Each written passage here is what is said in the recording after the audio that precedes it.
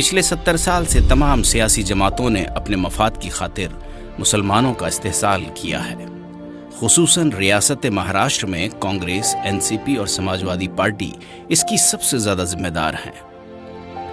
महाराष्ट्र में सत्ता की मलाई खाने के लिए बेताब कांग्रेस, एनसीपी और समाजवादी पार्टी ने अपने पार्टी के मुस्लिम पिट्ठुओं का और नाम नेहाद सेक्युलर नेताओं के बीजेपी के दौरे इख्तिदार में मुसलमानों को लुभाने के लिए खूब इस्तेमाल किया और मुस्लिम पिट्ठुओं ने और नाम नेहाद सेक्युलर नेताओं ने भी अपने आका को खुश करने के लिए मुसलमानों के जज्बात के साथ खेला और मुसलमानों को लुभाने के लिए कोई कसर नहीं छोड़ा। रिजर्वेशन दिलाने के बहाने खूब आवाज उठाई और महाराष्ट्र के मुसलमानों को खूब सुनहरे ख्वाब दिखाए। ये देखिए साबिक वजीर आरिफ नसीम खान और अबू आसिम आजमी समेत कांग्रेस लीडरान क्या कहते हैं। मराठा और मुसलमानों को आरक्षण मिलना चाहिए। अगर ये सरकार हमको ये आरक्षण नहीं देती है, जो सोशली इकोनॉमिकली बैकवर्ड मुस्लिम है, हम आने वाले अधिवेशन के अंदर इस हाउस को चलने नहीं देंगे और हमारी मांग सभी मिल करके, फिर वो कांग्रेस, राष्ट्रवादी, समाजवादी और हमारे जितने लीडर हैं वो इसकी मांग करेंगे और ये मराठा के साथ में जो सोशली इकोनॉमिकली बैकवर्ड मुसलमान हैं उनको आरक्षण मिलना चाहिए। 2014 में कांग्रेस एनसीपी की सरकार ने मुस्लिम समाज को पिछड़ेपन की बुनियाद पर 5% आरक्षण देने का निर्णय लिया था। उसको लागू भी कर दिया गया था, चालू भी हो गया था, लेकिन सरकार ने अध्यादेश को जानबूझकर लैप्स होने दिया और उस दिया हुआ आरक्षण को रोक रखा है। हमारी ये मांग है कि मराठा आरक्षण के साथ साथ मुस्लिम आरक्षण को भी ताबड़तोड़ सरकार ने लागू करना चाहिए। वो लोग जब रिकमेंड कर रहे हैं कि 10% रिजर्वेशन मिलना चाहिए, पिछली सरकार ने 5% दिया, हाई कोर्ट ने उस पर मोहर लगा दिया, तो हाई कोर्ट ने जब मोहर लगाया तो किस बेस पे लगाया? ये कोई धर्म के आधार पर नहीं, बल्कि पिछड़ेपन के आधार पर समाज के वो लोग जिनके पास जो पिछड़ेपन के लोग हैं, जिनको हक नहीं मिल रहा है, उस आधार पर ये मांगा गया है और बहुत सारे स्टेट में इसी आधार पर रिजर्वेशन मिला हुआ है।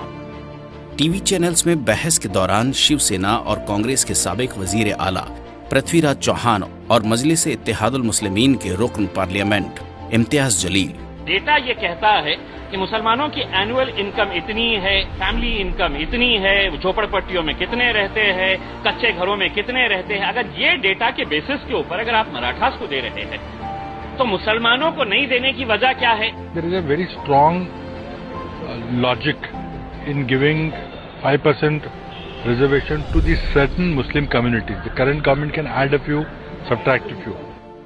कांग्रेस रुकन parliament Hussain Dalwai press conference से मुस्लिम रिजर्वेशन का मुतालबा करते हुए कि मुस्लिम समाज बड़े पैमाने पे शिक्षा में पिछड़ा है, उसकी हालत बहुत बुरी है। तो अगर महाराष्ट्र सरकार चाहे तो उनको आरक्षण दे सकते हैं शिक्षा में। तो अभी जो डिसीजन लिया गया उसमें 5% मुसलमानों को आरक्षण देने के बारे में पिछले सरकार ने, कांग्रेस और एनसीपी की सरकार ने जो डिसीजन लिया था वो क्यों नहीं सरकार करती? सरकार हमेशा मुसलमानों को के ऊपर नाइंसाफी क्यों करती है और उनको टारगेट क्यों करते हैं? सारे जो लीडर है, हमारे एमएलए है, एमपीज है, सब लोगों ने ये सवाल उठाना चाहिए और कांग्रेस पार्टी से हम। असेंबली में कांग्रेस और एनसीपी ने मुस्लिम रिजर्वेशन का मुतालबा किया। 5% आरक्षण मुस्लिम समाज को लोकशाही आघाड़ी सरकार ने दिया, 16% आरक्षण मराठा समाज को मिला। खास करके जो मुसलमानों को 10% एजुकेशन और गवर्नमेंट सर्विस में मिलना चाहिए। आपके माध्यम से मेरी मुख्यमंत्री जी से गुजारिश है कि ये 14 तारीख को ये सेशन खत्म होने से पहले ये निर्णय लेके 10% जो माइनॉरिटी मुसलमानों को रिजर्वेशन देना चाहिए। जो मुसलमान समाज के अंदर सोशली इकोनॉमिकली बैकवर्ड है, उनको आरक्षण देने के लिए घोषणा हुई थी। मुंबई हाईकोर्ट ने उसको मान्यता दी। अध्यक्ष महोदय, 5% आरक्षण मागच्या सरकारनं शिक्षणामध्ये आरक्षण मुस्लिम समाजाच्या मुलांना दिलं होतं आणि अध्यक्ष महोदय मान्य उच्च न्यायालयाने ते मान्य केलं होतं। काही मराठा आरक्षण देण्यासंदर्भात त्याला स्थगिती मिळाली। आता त्यानंतर सरकार काय कारवाई करतं, त्याचे मोर्चे निघाले, बॅकवर्ड कमिशन स्थापन झालं, तो काय निर्णय व्हायचा होईल अध्यक्ष महोदय।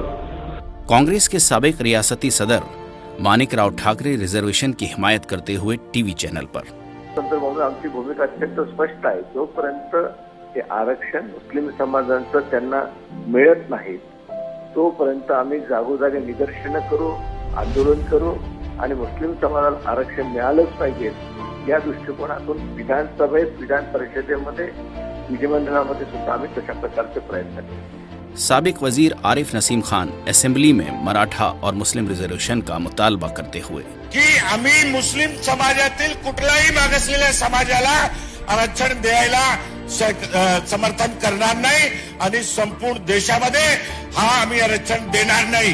तर या शासनाची काय मनस्थिती अध्यक्ष महोदय?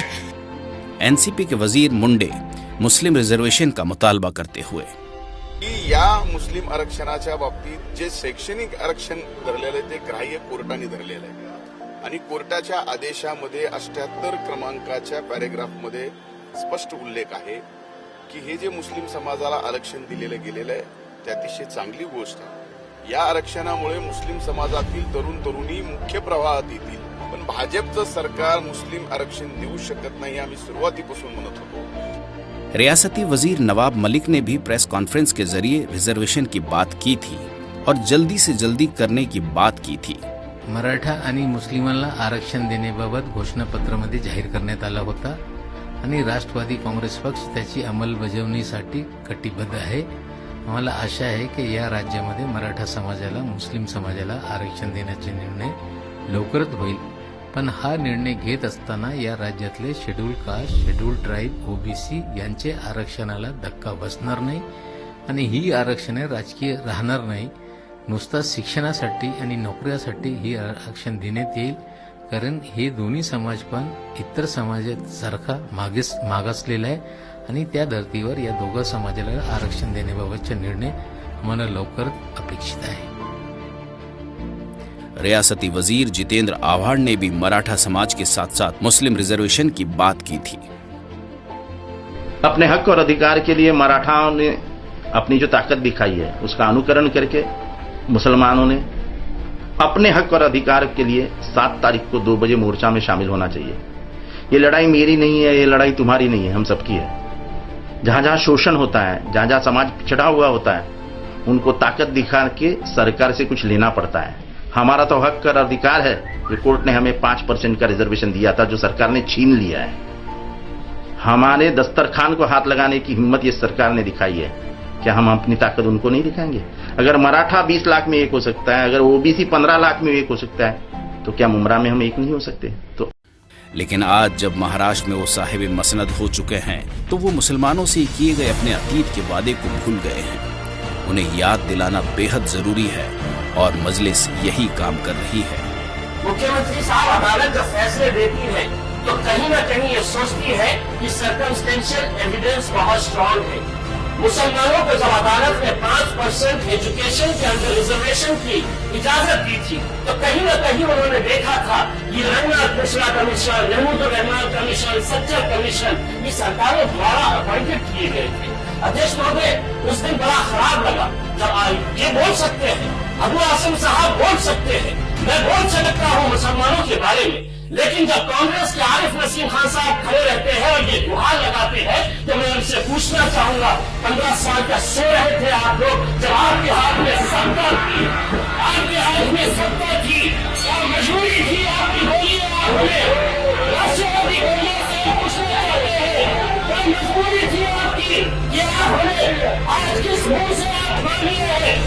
आप ये सिर्फ मुसलमानों से रिश्ता उस हद तक रखना चाहते हैं कि हम चुनाव के वक्त आएंगे, वोट मांगेंगे और वोट मांगने के बाद 5 साल खामोश बैठेंगे।